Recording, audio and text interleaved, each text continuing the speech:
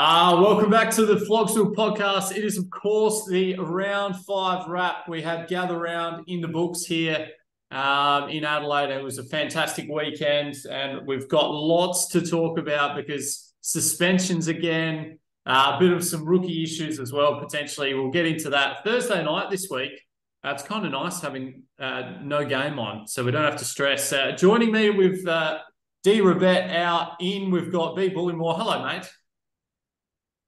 Yeah, good evening, mate. It's good to be back in the country. No one's totally healthy, but we're here and ready to dissect some action, which I'll be looking at for the first time since last week. So yeah, it seemed a nice round. Some reasonable scores I'm seeing here, but not one for me, which is diabolical. Well, I'm sure we'll get to that. Yeah, sure we will, mate. It is good to have you back on. Let's get into our pick of the week, mate, because Hugh Stone, for the second week in a row, with a 21.62, just really solid this week, considering all the carnage. He obviously moved Doherty to Dawson, which he was speaking to him at Saturday night at the Bulldogs Port game, caught up with him. He was very happy with that move for him. And apart from that, just some really solid performances. James Warple, for me, watching that live on Sunday, he was very impressive in that smaller ground at Norwood, just got plenty of the ball. It was a bit of a shame for non-owners or owners who have traded him, that's for sure. But he was impressive for his 114. And even with Josh Kelly and LDU really not performing, he comes out with, a massive score. What did you see, mate? Yeah, I think he covered it beautifully. I think the key for Hugh, obviously, he's having a great start of the year, but noticing not many poor rookie scores on his field, only 240s, when quite a few other popular rookies are pushing them out as well. So I think, yeah, obviously combining that with a few ceiling games in the back line and always a nice, to lock away 123 in the vice captaincy as well in big beanpole. So plenty going right. We've seen that he's climbed into the top 1,000 again. So times on that front, but yeah, he's firing all cylinders. He is, Apart mate. from his, What were you going to say there? I said he's firing all cylinders. That's outside of his football team. Okay. Yeah, the Dogs were good for periods on Saturday, but yeah, they just seemed to go missing at some stages. They got close in just that last quarter. They couldn't quite go all the way, which we'll get into with a couple of players. I've got one in my sights in particular who's just failing in last quarters. It's quite frustrating. Let's talk about our spud of the week, mate. And Heels, after a really promising start this year, has unfortunately come up with a 1935 here. What do you see? Just those rookies in the back line. We've mentioned that before. Andy Brayshaw, your boy from last year, mate. What's going on with Andy? It's really hard to say because I can't say I've watched him this year yet, but obviously I believe he's carrying some sort of niggle. And yeah, I guess with the emergence of Sarong being that sort of big dog in that midfield, he's been quite under par this year. So I'll be honest, I've got to be thankful for Hills this week. Only 50 points off this award, so playing Cam McKenzie for a sub 20 and having Josh Kelly really sums it up, unfortunately for Hills. But yeah, on paper, he's got some nice players, so I'm sure he'll bounce back. Yeah, he certainly does. He's got a good squad there. Of note, just those Giants boy. Josh Kelly was an interesting watch on the weekend. First half, he was fantastic, got involved, and then just the second half, he always seemed to be rotating on the bench quite a lot. Watching him closely, Ledge, as you would know, myself and my assistant coach were big Josh Kelly fans, so watching him very closely, just in the key moments there, the last quarter, he was either on the bench or he just wasn't out there, which was frustrating. One of your best, midfielders just on the bench, and they seem to prefer the sub Rouston in the end there, which was very frustrating. So I can empathise there with Heels. Let's go through our first matchup, mate, because the Rabbitohs, he's only not on the pod because he's on holiday in Queensland, but he would have been here for sure, mate, with a huge win up against the previously unbeaten Macrae. Let's have a look at this matchup. It was a tight one. What got it over the line for Rabs? Yeah, very tight. Only 9 points in it to have Sam for his first loss of the year. He would have been pretty happy early in this matchup with Caleb Sarong going big and the likes of Took Miller and Rosie as uniques. But for Raps to win this with having Cam McKenzie on the field again for 20, really sort of shows where he's at, I think. And I think the only one that really let him down has been Big Goldberger in the ruck. So he'll be wanting to respond this week in game 300, Big Goldstein. Yeah, plenty going right for Rabs, and having, Sicily still going unders at 78 and a few others in the back line there not doing much. He'll take a lot out of that, I think. Oh, absolutely, mate. And I suppose we've already talked about Andy Brayshaw, but he sort of sticks out. Just, that premium guy. You don't expect him to pump out too many 70s. And then, Brody Grundy was good for periods. He, enjoyed watching him go about his work, especially in the first half. But I think we'll get into it a bit more. Essendon were just dominating after half time, really. And he sort of suffered there. So, Sam's going to be fine, I think. But, big win for Raps to get the job done. All righty. Let's move on to the next matchup here. We've talked about Total Eclipse of the Heart. It was Team GC getting their first win of the year, mates. What did we see here from this one? Yeah, extraordinary result, really. Unique names. Got to highlight how back to earth with a nice 53. To have unique such as Van Rooyen, 29, Oscar Baker, 38. As well. He's done really well to pump out a 2032 and to get his first win. So kudos to Zach. We tend to know he has better second halves of the year. So hopefully that's a bit of a sign. Yeah, and I think the Jordan Dawson VC, I don't know if that would have gone on him if it wasn't a Thursday night game, just quietly, because that just seems the way it goes. First opportunity, just bang, VC. Credit to Zach. He's got a win on the board. Yeah, James Warple there and Filippo looking good. I said a few weeks on the podcast he'd crack a 70, so that's nice that he's finally done that. So we don't get much wrong here. Good win for Zach. Gets him on the board, and hopefully that's the kickstart for Team GC.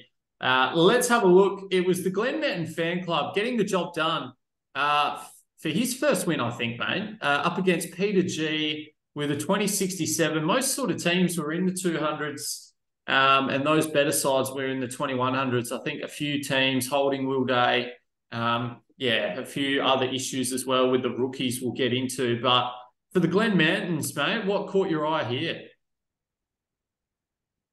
Something is catching my eyes. There's only 4 matching scorers from what I can tell. So basically having 2 teams of pods. I wasn't aware of half competition, but having Jordan DeGoey as a late out for Sean and still getting that's a huge effort. So he's had some really strong performances there, bringing it home with Cornelio, Dacos, and Rowan Marshall. All going large there, and also having a vice captaincy on Strong to set up his weekend. So you mentioned there his first win for the year, Sean. He's obviously had a slow start like a few other teams, I guess. But, hopefully this one gets him going. Yeah, absolutely. And just for Peter G there, just a couple of those rookies. Bailey Humphrey, unfortunately, not really paying off there for him. And Jacob Van Rooyen started well, looked good early. But then, as soon as Essendon got a foothold in the game and the weather came, he looked a bit lost out there. So, not good from him. But, nice win for Sean. Let's move on to our next matchup. It was our pig. My God, your Liberatore. And I don't know if you saw in the chat, while you were away in Bali, Ledge, there was a little bit going on with Hoffleberry FC and Rowan Marshall. Talk us through this one. Let's talk about Surge's team. There wasn't much that I saw over the weekend, but this part of the conversation was one of it. And it was quite entertaining seeing, people like Fennerty getting involved and providing some feedback. Really enjoyed that content, but I'm not sure where Surge was going.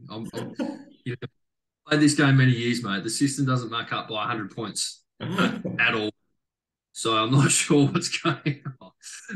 To be fair, he's another one with a sub-affected score in Bytel with 17. wouldn't have got the job done, but maybe a little bit more attention to detail for Hofflebury, and he wouldn't be wondering why he's lost by 100. So. Yeah, just Corey Wagner there. Just I think he'll be all right, but just not quite getting probably what coaches brought him in for. And yeah, as you said, Bytel and Van Ruin there, the rookies, unfortunately letting him down. So yeah, not panic stations at Hofflebury FC, absolutely, but he needs to bounce back quickly because as we know in this competition, a few injuries and things like that can sort of throw your season away, and he'll have to deal with looking at his bench here. He's got Will Day and then of course Tom Green to deal with this week. So interesting times for the Huckleberries, but yeah, the Liberatores are flying, and I'm sure they'll continue that outstanding stuff. All right, mate, let's have a look. The Burtons, one of the teams that we've highlighted right from the start, had a couple of losses on the way, but they've had some tough opponents, but getting the job done here with the second highest score of the round, a 21-46 up against the Keys. Just too good. What got the job done for Brad here, mate?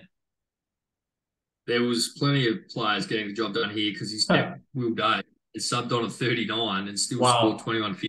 So I think that's a really ominous sign for the competition. Obviously, his midfield's gone huge there with lots of hundreds, and not taking the vice captain 109 there in Taranto, really backing in. Like, it was looking as if that could have been a bad mistake sort of halfway through that game and into the third quarter, but his man came through for him. So, yeah, really, really strong across the board. And he's another one knocking on the top 1K for the rankings. So, got a couple up there this year, which is always exciting, mate. But, Brad's sliding into fifth quite nicely. Yeah, he sure is. And Clayton Oliver, we've got to talk. Setterfield was doing such a great job. He was nowhere. And then that last quarter, he was just, it was disgusting to watch, to be honest. There was just, any time the ball came near him, he was running as hard as I've ever seen anyone run before, just to try and get a few kicks towards the end there. It was quite extraordinary, but that's what the big dogs do. So just to say this score was a pretty good effort there, considering where it was. Just for Jake, mate, anything going forward? I know Callum Mills playing exclusively in defence due to their injuries is a bit of a concern for him, and Mitch Duncan, that's unfortunate, his return. Yeah, he would obviously been a trade-in for a Doherty type, I'm gathering, but I think it's similar with a lot of these other teams who are down the bottom. Just too many 40s from the rookies in comparison to the stronger opponents. So. I'm just seeing. Obviously, he's locked away a nice captaincy score there as well. So it could have been a little bit worse than that for Jake, but he's sitting 3-2, sitting in the 8. I'm sure he would have taken that after 5 rounds. Yeah, absolutely. All right, let's move on to the Crouching Lions up against Phenomenal with another win, moving into third place, mate. Great to see, like you said. Anytime Tom is in the group chat, it is a good thing. So he's a very funny man and had a great win here. Just a 24-point victory up against the Crouching Lions. What did you see here, mate? Yeah, Tom, after his first up losses, had four wins on the trot, and seemingly going very well. In saying that, there's some uniques here which don't go too favourably with the likes of Caminiti bringing it home with a 38. I'm sure he would have been a bit nervous there. I guess Callahan and a few others, Chandler, Cowan, those types, and my man Tommy Powell, just really job done for Tom, so to say. So, he's flying. He's kept Will Day as well. So to get a win and playing that manoeuvre is only got to be a good thing. I think for Brett, having Ben Royan again on field, and just too many of those rookie scores letting him down. And he's going to have the Zach Merritt headache this week, which not many other teams do. Unfortunately, a loss and a bit to go for Brett this week. Yeah, absolutely. The Zach Merritt issue, we'll get into that later on. That's pretty much it. And like we said about Callum Mills, just unfortunately not going his way. Jack McRae again had a good first half, looked good in periods of that game, but just hasn't got the ceiling of what we're used to from Jack Macrae. So a little bit disappointing, but great win there for Tom, considering, having your Caminiti and Cowan and Chandler all on field to pump out a 20.79 was a pretty good effort from him. Let's move on to your matchup, mate. Unfortunately, going down to Smith's Cripps. Talk about what happened with your boys here, mate. Yeah, it's hard to put into words. We went over there for a bit of a retreat to refresh the boys, and they've come back with this pitiful display. So, lots going well for Lamb. Obviously, bringing it home with Dacos as captain. I was actually very happy with that decision before the game, thinking that if anyone was going to tag, it would be Ross Lyon and with his team. But obviously, tags are non-existent these days, and you let the Brownlow favourite do what he wants, you're probably going to lose, Ross. So, anyway, on top of that, I thought I'd get that out. But, Liam's had a 29 and a 44 from Yo, and still come away. So, he's obviously going very well up in the sixth. A bit more soul searching for the Guns N' Roses this year, mate. Yeah, mate. Tim English was good. I love that VC. He was very good Saturday night. Just unfortunate with Will Day there holding him. And now, obviously the Tom Green issue as well, mate. What's your sort of plan without giving too much away this week? Yeah, you're right, mate. It's certainly not going to plan. I think, really taking a long-term approach this year with the extra round at this stage. Got to try to get these rookies off field eventually and keep side swapping. We're not going to get there, so got to put the faith in some of the young boys again this week at this stage, and hopefully some will come through. And what's an absolute must win? I'm sure we'll get there later, but it's absolute must win against the B Sharps. Oh, very good, mate. Speaking of the B Sharps, they had a very good performance, a 30-point win up against my boys.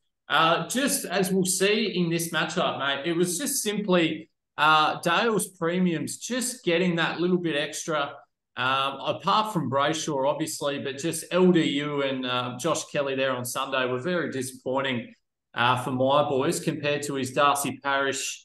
Cogs and Tom Mitchell were excellent. Cogs live, that's the best I've seen him sort of play in a little while, the way he was moving and looked hungry for the ball and was always on the ground, which was annoying for Josh Kelly. Tommy Mitchell, the pig there, just turning up as well. To go down by 30, a bit disappointing for my boys. I thought, going into it, team's in a good spot. Deciding to trade Will Day down to Jaden Hunt for a bit of cash, which was, it didn't score too badly, but I already had Tom Stewart, so I was a bit unsure which other defender to bring in, having Dacos, Dawson, and Tom Stewart. So I was thinking of Mason Redmond, Dan Rioli, those sort of names who I didn't have a lot of confidence in. So to go down and make some cash to Jaden Hunt, and he pumped out a similar sort of 70-ish score. I'll sort of take that, I guess. But, a little bit disappointing. Marcus Bontempelli's the one at the moment who plays so bloody well. And then the last quarter, he just sat forward. Like, the game's on the line, get him in the middle.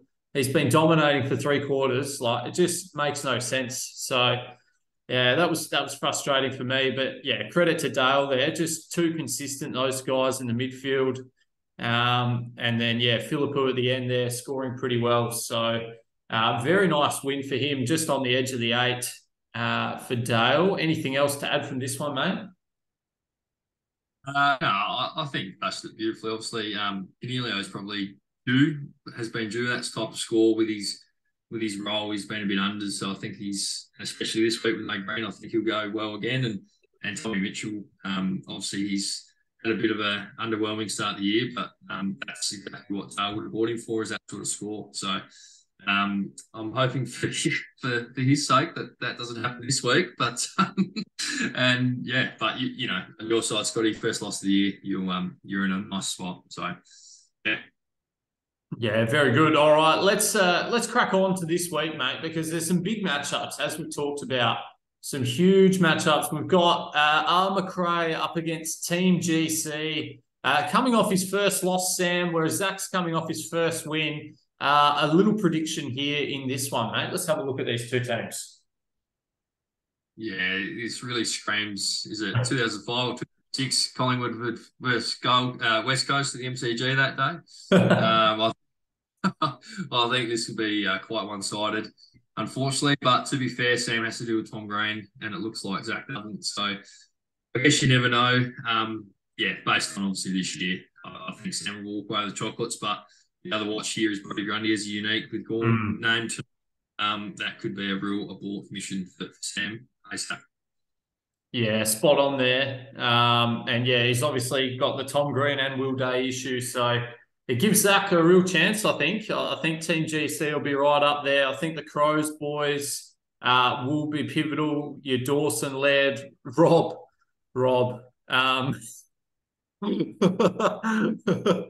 All those guys will be important, and the Saints as well. He seems to pick a lot of players from the same team, but we'll see what happens there. And I think people's benches will be really interesting this week, mate. There's a bit of doubt over Sheasel potentially. Cam McKenzie again will be a watch tomorrow. We'll find out if he made the cut or not. So if a couple of those guys go down, I think it's going to be really interesting to see who's got the bench cover and who doesn't really. So I think the McRae's, but I wouldn't be surprised if Team GC got the chocolates here. Let's talk about the Rabbitohs because they're going really well, Daniel's side. They've won a couple in a row into seventh up against Peter G and King Kunta. Are we favouring the Rabbitohs this week, mate? Yeah, I think we are. Some nice uniques. Cogs, Sicily down in Tassie should play quite well. Warple again, a responding week last week, but my watch this week is Big Todd Goldstein for Rabbitohs. Game. You'd think he'd have a big game up there against Witsy or Moyle, whoever's playing. I'll give you the hot tip. Ned Moyle was a very tall human walking past him last week. Yep. So he's certainly no slouch, but I think bringing it home with Clayton Oliver and Nick Dacos as uniques will be too much for Pete to deal with. Yeah, I think so. Pete obviously got a few guys playing on that Anzac Day game, which will be good for him. But I think just looking at the names, Jai Newcomb was very impressive. Watching him live, and actually he's in the midfield, so not a surprise there when you put your good players in the midfield, Sam Mitchell, that they tend to play well. He was outstanding really against the Giants and sort of caught the eye of me for sure. So if he can continue his good form, but I think Rabs, just the names and plus the Goldstein 300 factor, I think that's a big influence on the result this week. Huge matchup this one. We've got Total Eclipse of the Heart versus Hoppleberry FC, mate. What do you see happening here? Yeah, it's real derby around here with these two players. Usually the king of the chat, and haven't heard a single peep from either of them this week. So we're hoping that builds up a little bit. But Hills still having Constable is obviously an issue. And, something with that, you would think to be any chance. I think Sturge is rolling quite nicely, to be honest. And you mentioned before those Crows boys against Hawthorn should play quite well. I'm sure he'll have a captaincy role on one of them, and he'll come home with a win, I think. Yeah, I tend to agree there. It'll be hopefully Josh Kelly bounces back this week. Even Finn Callahan might get a bit of a bump without Tom Green in the side, but they play in Canberra, so that'll be interesting to see how that sort of goes with them against Brisbane, who are a pretty tough matchup these days. I think exactly like you said, I think Hoppleberry FC to bounce back here. We will move on to the next matchup. It is the Glen Mountain Fan Club up against Burtons. Another win for Brad, do you see here, or can Sean get two in a row? Yeah, you'd have to base the Burtons based on obviously form this year, but he's got Will Day and Tom Green as both uniques. So depending where Brad goes for obviously team selection, you'd assume he'd have two holes to fill there, which opens the opportunity for Sean. If he get a response from guys like your man LDU and Took, you never know in this type of matchup. So I'll tip Brad, but it's one of those smokies that could go either way, I think. Yeah, spot on it. And speaking of Took Miller, mate, you got the pleasure of seeing the great man in real life at the airport. Just give us your impressions of Took. Yeah, very, very smooth operator, rolling with a couple of studs in each year and just walking on his own accord, Took. Real sort of smooth mover. Obviously walked past the whole team, and I think he was the only one on his own, just doing his own thing. So that's how he operates. And if he operates space on Sunday, I'm sure he'll get plenty of points. So Yes, up against North Melbourne up there. Could do very well. All right, it's my God, your Liberatore up against Phenomenal. This is a big match, mate. Fourth versus third. Hugh, double pig in a row. Phenomenal, 4 in a row. This is massive. Let's dive into this one. absolutely massive. Former housemates, top 4 together. They're doing it all together, really. But I think, yeah, this could go either way. Honestly, you have to back Hugh based on this year's form. Obviously, both got Tom Green to deal with, and Fenno holding day last week. So based on that, you'd have to back in the Liberatores. And yeah, I think Josh Kelly will respond quite nicely for him as a unique. So I'll be back him. Yeah, for a tap. Yeah, I think, yeah, just looking at the names, yeah, I think you have to back in Hugh, but we'll see what Fenno will be able to do with Caminiti, obviously, an issue. And then, yeah, Will Day, Tom Green, Tommy Powell, your man just keeps lurking. He's been probably trying to get rid of him for a few weeks, but just with these forced trades, it's been unfortunate. Just probably not being able to move these sort of guys. So, yeah, I tend to agree. I think Kelly and LDU will bounce back this week, and they'll be too strong for Hugh and the Liberatores. All right, it's the Keys, another top 8 matchup, mate. It's the Keys up against Smith's Cripps. Let's have a look at this one. Obviously, in a bit of form previously, the Keys coming off a loss, but yeah, Smith's Cripps obviously winning and going pretty well. What do you see here? Yeah, obviously seeing the Crippers firsthand last week. They're rolling quite nicely. Again, Tom Green is unique for Liam, so we have to deal with that. And Elliot Yeo is a genuine unique to the competition. Already been ruled out with injury, so he'll have to cover those really well. Noticing him playing last week, his F6 is a bit of an issue as well. So yeah, there's a few holes to patch for Mulesy. And I think based off that, the Keys have a real chance. So it's a bit of an upset. I'll be tipping the Keys. Yeah, there you go.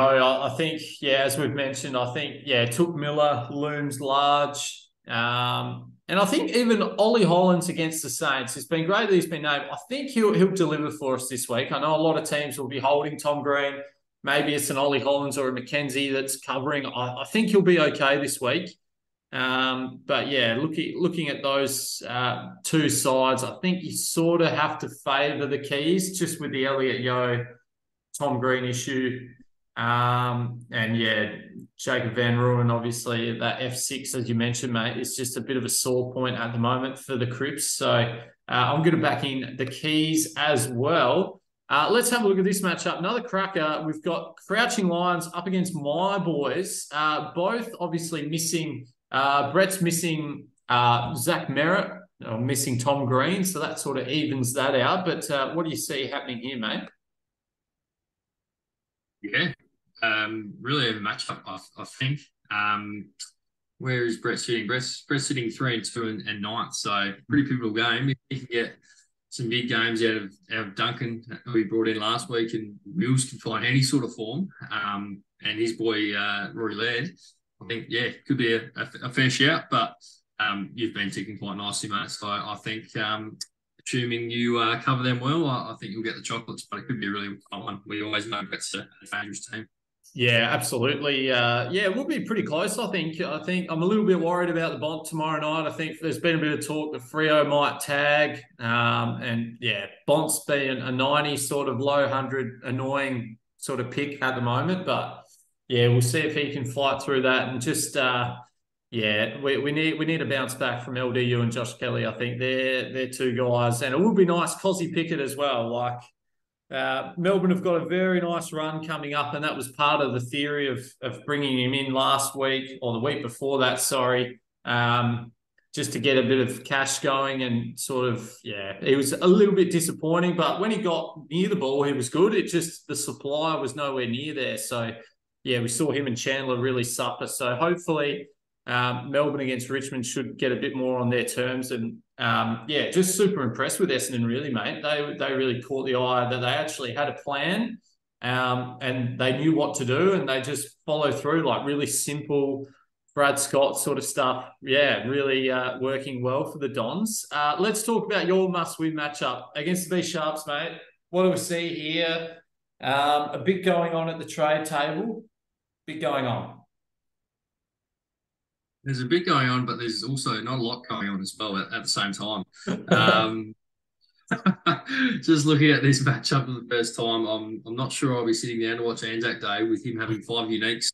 Parrish, Setterfield, McGrath, Mitchell, and Dacos. So I'll watch the rest of the round, but not that one. But yeah, both obviously really important.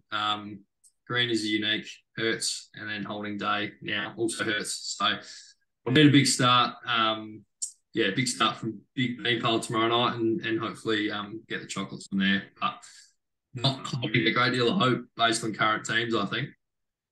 Yeah, I think it's going to be really interesting. And I think captaincy's a tough one this week. I think, it's going to be, there's no real standout sort of Tim English maybe, but against Sean Darcy and Luke Jackson, that's going to be a tough matchup for him. And Tim English has been great. No, don't get me wrong, but I think, trying to find a captain if Tim English doesn't work out for you is going to be quite difficult this week. So, that plus the rookies and Tom Green and Will Days, it's all happening, mate. It's going to be another big round here.